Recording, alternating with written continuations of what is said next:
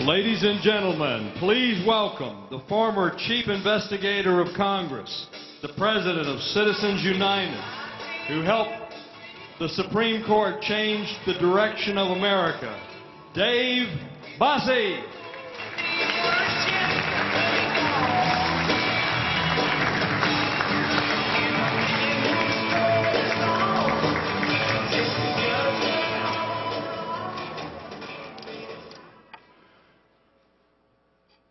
Well, thank you and good evening. My name is Dave Bossie. I'm president of Citizens United. It's great to be here in New Orleans for the Republican Leadership Conference. First, I want to thank Roger and Charlie, Rhett, Lita, and all of those who put together this important conference so that all Americans can hear from the man or woman who will defeat Barack Obama next year.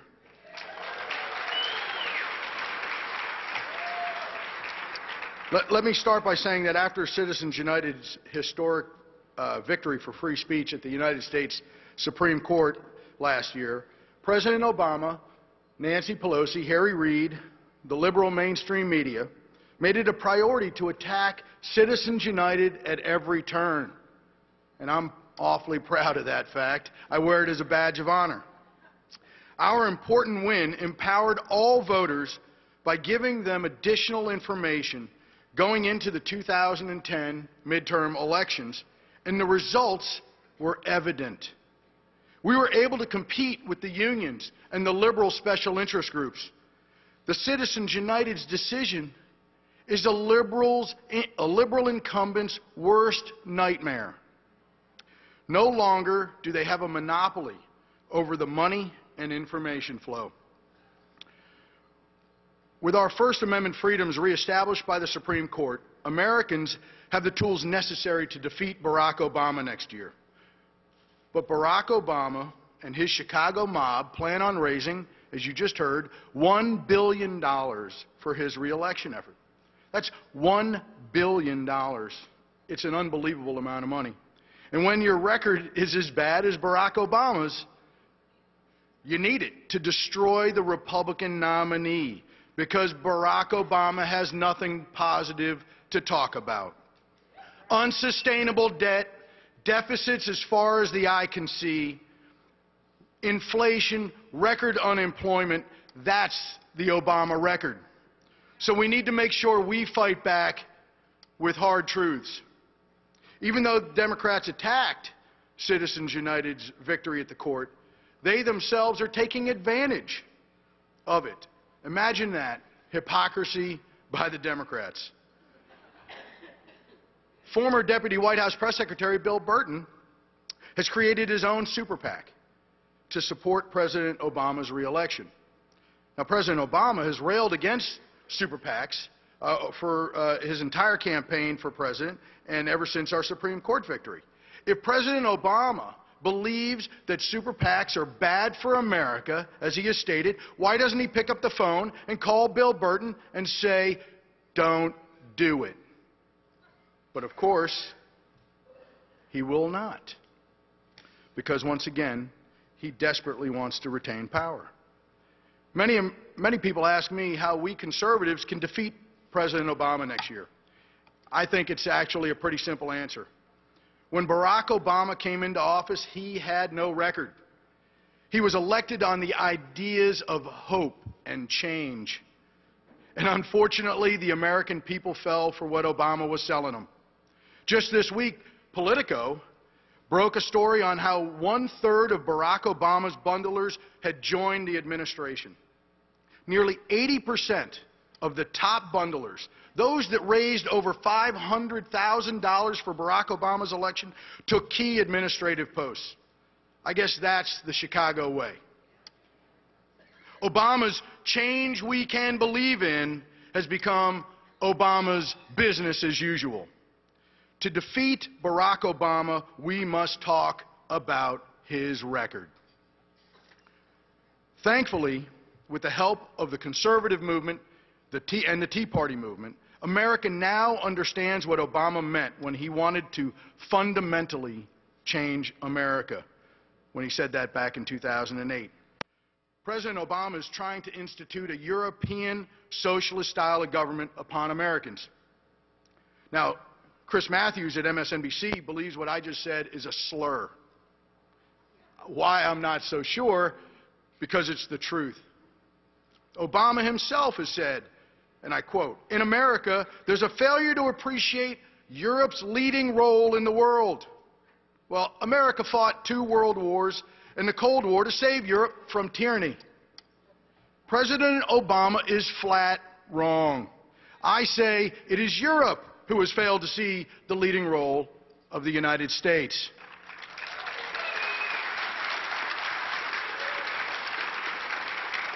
I believe that America is an exceptional nation. President Obama doesn't. We do not have to copy the failed socialist policies that have come out of these many European capitals to know that. The fact is, America is a center-right nation, and it will take an American pro-free market policies to get our economy growing again. Folks, we are the last line of defense in the creep that is Obama's socialist agenda. To first secure our economy, we must rein in our unsustainable $14.5 trillion debt. Last month, Citizens United endorsed a bold plan by Georgia Congressman Jack Kingston that, if implemented, will finally stop the fiscal suicide that is being committed in Washington. The Kingston plan would limit federal spending to 18% of the gross domestic product. The net effect of limiting government spending to 18% of GDP will help rein in our paralyzing debt. By 2016, when the Kingston plan is fully implemented, Congress will no longer be able to look the other way when it comes to our national debt. The legislation calls for the Office of Management and Budget to cut federal spending across the board, including entitlements and defense programs, if Congress cannot stay under the 18% threshold. Now, back in 2006, then Senator Barack Obama said that raising the debt ceiling was, and I quote, "a sign of leadership failure." Well, when the House of Representatives voted no 2 weeks ago to raise the debt limit to over $16 trillion, the national debt was nearly 75% higher than when President Obama said those very words as a U.S. Senator. President Obama has not led when it comes to our out-of-control debt and our out-of-control spending. The irresponsible policies that the Obama administration has instituted over the last 2.5 years have hastened our descent towards bankruptcy and put the physical well-being of future generations of Americans in jeopardy. The madness must stop, and real fiscal reforms must be allowed to take place. America must make painful cuts necessary, or we will become a second-rate power. We will become reminiscent of the European model Obama so cherishes. Ladies and gentlemen, members of the conservative movement, members of the Tea Party, we are the last line of defense to stop him. You know, a little while back, the chairman of the Joint Chiefs of Staff, Admiral Mike Mullen, was asked a question, what's the gravest threat to our national security? And his answer was our exploding $14 trillion debt. Think about that. Spawning out of that debt is a new secret entitlement program that the Obama administration does not want to talk about. This entitlement program does not help those on Medicare or Medicaid. It is not part of the Social Security program. This entitlement program has just one function: paying interest to foreign governments that bankroll our debt. According to Obama's own budget, which got exactly 0 votes in the Democrat-controlled Senate, interest payments for the national debt will quadruple from $187 billion in 2009 to $768 billion in 2020. Now that's $2,500 for every man, woman, and child in the United States. And that is just to pay the interest in 1 year on the national debt. It's like those Americans who are deep in credit card debt, and they only every month are able to pay off the interest. And we know how those stories end. And you can't run a family like that long. You cannot run a country that way. And remember, the $768 billion will be that we will be paying in 2020 does not bring down our national debt $1.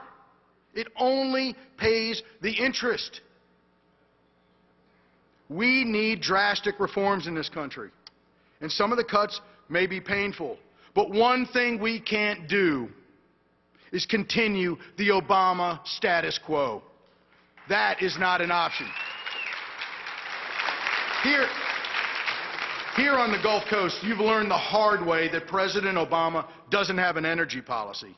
With record high gas prices, President Obama is slow-walking drilling in the Gulf of Mexico.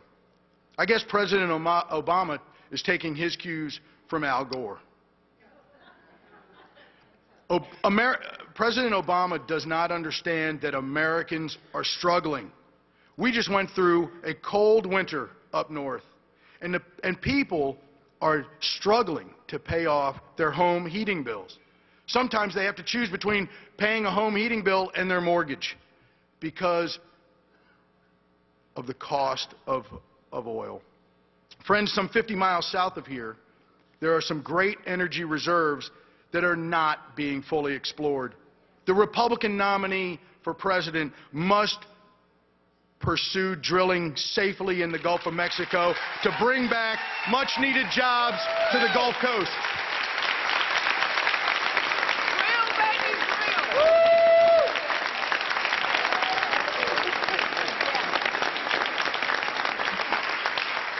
We need a comprehensive energy policy in America to create jobs and not fund terrorism in the Middle East. Every time you fill up your tank, money is kicked back to our enemies in the Middle East. This must stop. President Obama doesn't have a comprehensive American energy plan. We must create a do-it-all, do-it-now plan to secure America's economic engine and not fuel radical Islam. President Obama's stance towards Israel, our greatest ally in the Middle East, shows the naivete of President Obama when it comes to foreign policy. The Israelis have taken the fight to the jihadists and have taken bold action, not just to protect Israel, but the world. Last month, President Obama said, right before the visit of Israeli Prime Minister Benjamin Netanyahu, that Israel should voluntarily return to its 1967 borders. President Obama must have taken his Nobel Peace Prize a little to heart, I think, before those remarks. He worked so hard for it. Stating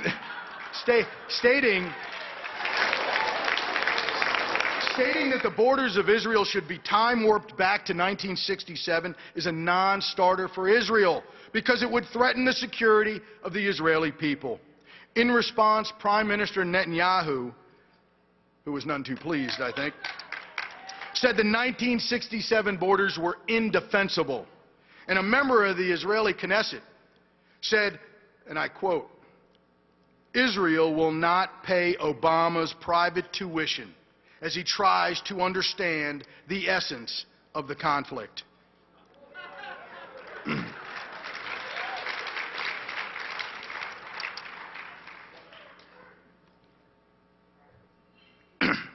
President Obama and his team went into full-fledged damage control, trying to spin their way out of the mess they created.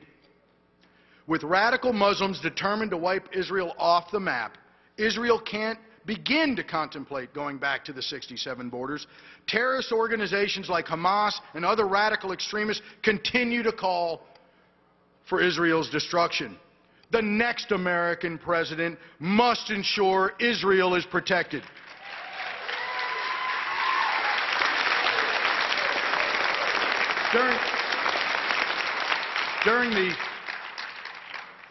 During the final debate of the 1980 presidential campaign, then candidate Ronald Reagan so famously asked, "Are you better off now than you were 4 years ago?" Ladies and gentlemen, the latest Right Track, Wrong Track poll shows that 64% of Americans believe that we as a nation are on the wrong track. America's unemployment is at 9.1%. Gas prices are at record highs. The price of milk and other staples have gone up dramatically since President Obama has been elected. I'm the father of 4 children, and I want to make sure that America is a better place for them where they can prosper and have the same opportunities that I had growing up. Americans deserve better than this. Friends, it's June 2011, but it feels to me a lot like June 1979, when Jimmy Carter was president. America is a ship adrift, and the captain has gone AWOL. And it's because of President Obama, and it's because of President Obama's failed policies that America is in a rut. I wouldn't be surprised if a few months from now, America hears another presidential malaise speech. America is ready for new leadership. America is ready for a president who leads the world and inspires his or her fellow citizens. Ladies and gentlemen, in 2012, real change will come to America. Thank you very much. God bless America.